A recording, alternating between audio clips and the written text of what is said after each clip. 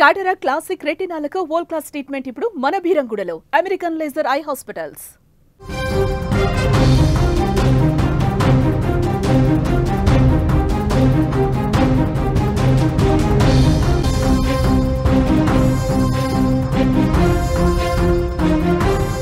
నేటి నుంచే మహిళల వన్డే వరల్డ్ కప్ 12 ఏళ్ల తర్వాత భారత్ ఆతిథ్యం ఇస్తోంది.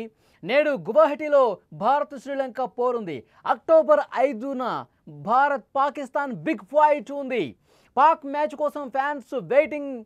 47 సంవత్సరాలుగా ప్రపంచ కప్ అనేది ఊరిస్తోంది. ఆసియా కప్లో భారత పురుషుల క్రికెట్ జట్టు పాకిస్తాన్పై సాధించిన అద్భుత విజయాన్ని క్రీడాభిమానులు ఇంకా మర్చిపోలా. ఈ హై వోల్టేజ్ ఫైనల్ను యావత్ దేశం సెలబ్రేట్ చేసుకుంది. ఆ సంబరాల జోష్ మరింత పెరిగే సమయం ఇప్పుడు వచ్చింది.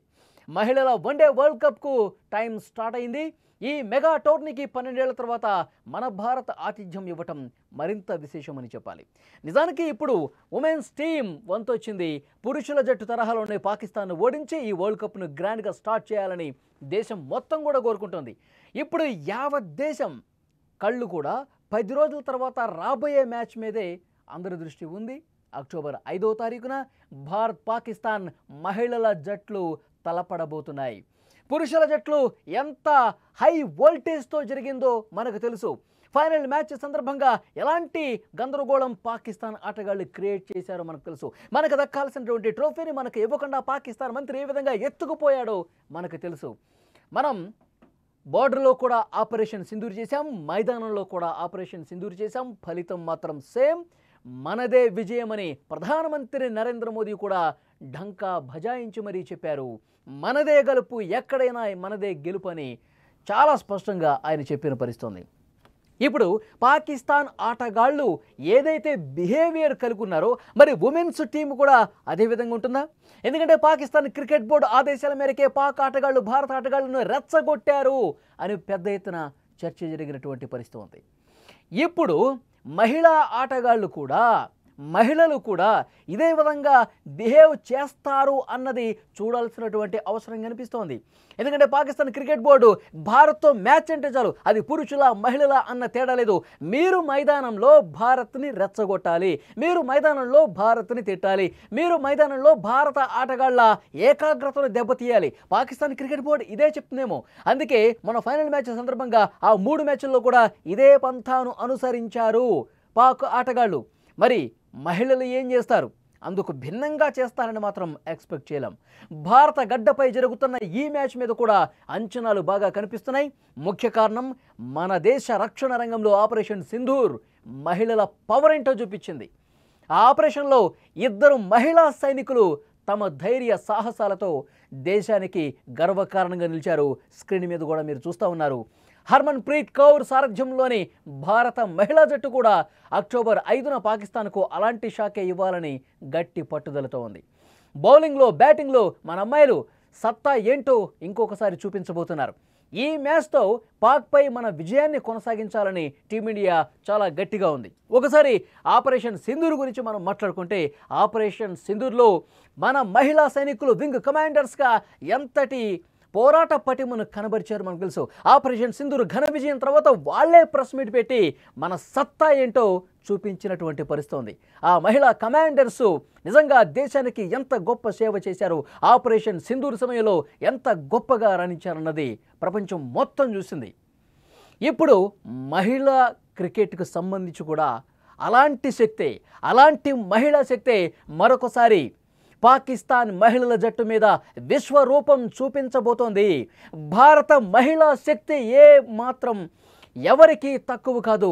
భారత మహిళా శక్తి ఎంతటి పోరాట పటిమను చూపిస్తున్నది కూడా ఈసారి జరగబోయే మ్యాచ్లో ఆ శక్తి రుచి ఏంటో పాకిస్తాన్కి చూపించబోతుందని చర్చ జరుగుతోంది. ఈ మెగా టోర్నీలో మన భారత మహిళల క్రికెట్ జట్టును ఈ విశ్వకప్ ఏకంగా 47 సంవత్సరాల నుంచి ఊరిస్తూనే ఉంది. 1978లో మొదటి వరల్డ్ కప్ జరిగింది.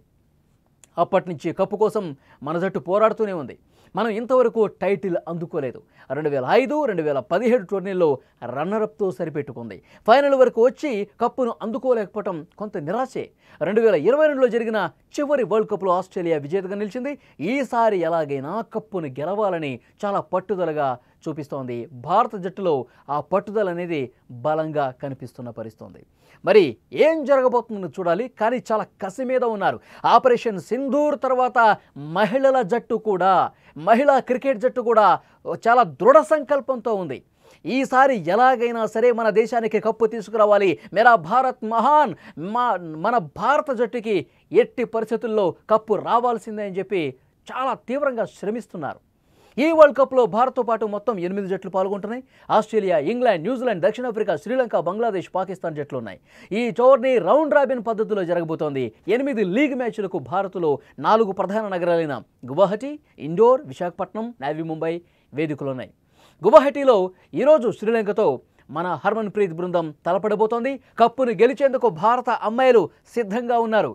ఈసారి మన మహిళా జట్టు చరిత్ర సృష్టిస్తుందనే గట్టి నమ్మకం ప్రతి ఒక్క భారతీయుల్లో స్పష్టంగా కనిపిస్తుంది. పురుషుల జట్టు ఏ రకమైనటువంటి రికార్డ్స్ బ్రేక్ చేసి ముందుకు దూసుకుపోతుందో, పాకిస్తాన్ జట్టును తునాతునకలు చేసేసి పాకిస్తాన్ జట్టు మీద ఎప్పటికీ మనదే పైచే అని చెప్పి సగర్వంగా ఏ విధంగా వీరోచిత పోరాటం చేసి ఘన విజయం సాధించామో, అదేవిధంగా మహిళల జట్టు కూడా అంతే పోరాట పటిమ చూపించి ఈసారి కప్పు కొడుతుంది. కప్పు కొట్టే కంటే ముందు పాకిస్తాన్తో మ్యాచ్లో అద్భుతమైనటువంటి విజయం, పాకిస్తాన్కి మరొకసారి చెంపపెట్టులా ఒక అద్భుత విజయం నమోదు చేస్తుంది అన్నది కూడా ఇక్కడ మనకు ఆలోచించాల్సినటువంటి విషయం. ఎందుకంటే పాకిస్తాన్తో జరిగే మ్యాచ్లో పాకిస్తాన్ ఆటగాళ్ళు మళ్ళీ ఒకసారి పాకిస్తాన్ మహిళా జట్టు మరొకసారి మన మీద స్లెడ్జింగ్కి పాల్పడే అవకాశం ఉంది.